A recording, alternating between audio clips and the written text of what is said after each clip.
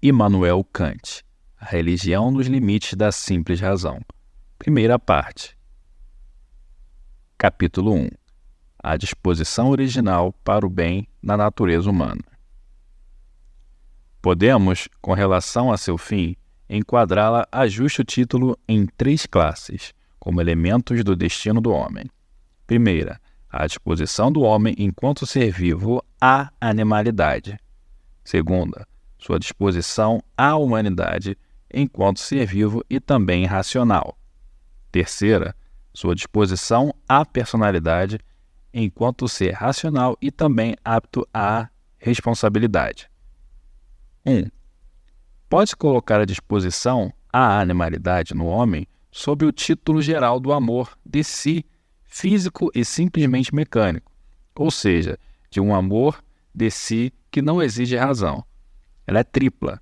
Refere-se, em primeiro lugar, à conservação de si mesmo, em segundo lugar, à propagação da espécie pelo instinto sexual e à conservação daquilo que a união dos sexos procria, em terceiro lugar, à associação com outros homens, configurando-se isso como o instinto de sociedade. Nessa disposição, pode ser enxertada toda espécie de vícios, mas esses não provêm espontaneamente dessa como de uma raiz.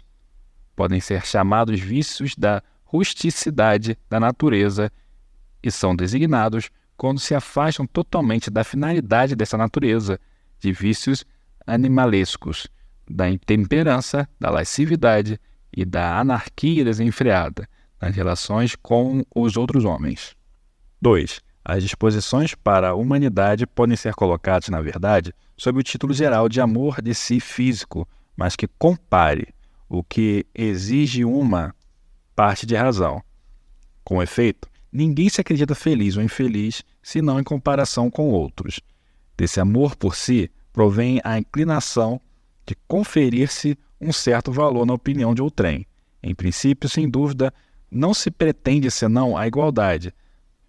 Não se confere a ninguém uma superioridade sobre si, uma vez que se teme constantemente que outros a ambicionem, de onde resulta aos poucos o desejo injusto de adquiri-la por si sobre os outros. Sobre isso, ou seja, sobre a inveja e a rivalidade, podem enxertar-se os maiores vícios de hostilidades secretas e patentes contra todos aqueles que consideramos como estranhos para nós.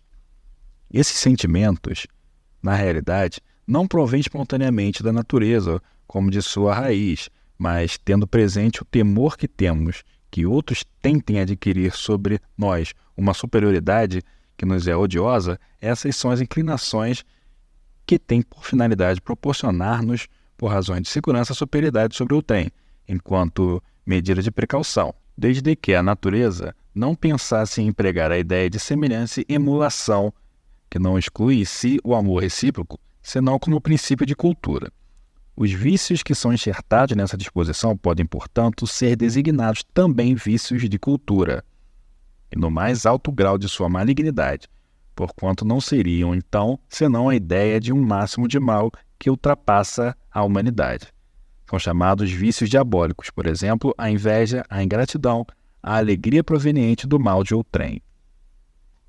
3. A disposição à personalidade e a aptidão de sentir o respeito da lei moral enquanto motivo suficiente em si do arbítrio. Essa aptidão do simples respeito da lei moral em nós seria o sentimento moral que, considerado em si mesmo, não constitui ainda uma finalidade na disposição natural, mas na medida somente em que é um motivo para o arbítrio. Ora, não sendo isso possível a não ser que o livre-arbítrio o admitisse em sua máxima, segue-se que a condição de um livre-arbítrio desse gênero é bom caráter, que, como em geral, todo caráter de livre-arbítrio é uma coisa que não pode ser senão adquirida. Entretanto, para torná-lo possível, deve necessariamente haver em nossa natureza uma disposição na qual não pode ser enxertado absolutamente nada de mal.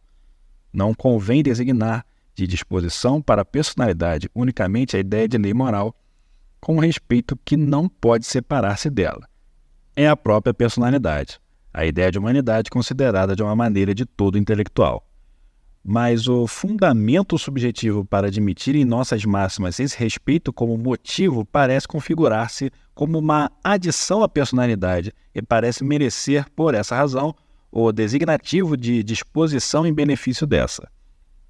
Se considerarmos essas três disposições de acordo com as condições de sua possibilidade, veremos que a primeira não tem nenhuma razão por raiz, que a segunda, é verdade, tem por raiz a razão prática, subordinada inteiramente, contudo, a outros motivos, e que somente a terceira é unicamente por si mesma prática e tem sua raiz na razão que legisla de modo absoluto. Todas essas disposições no homem não são somente de motivo negativo boas, elas não se opõem à lei moral, mas são também disposições para o bem, adiantam o seu cumprimento. Elas são originais enquanto fazem parte da possibilidade da natureza humana.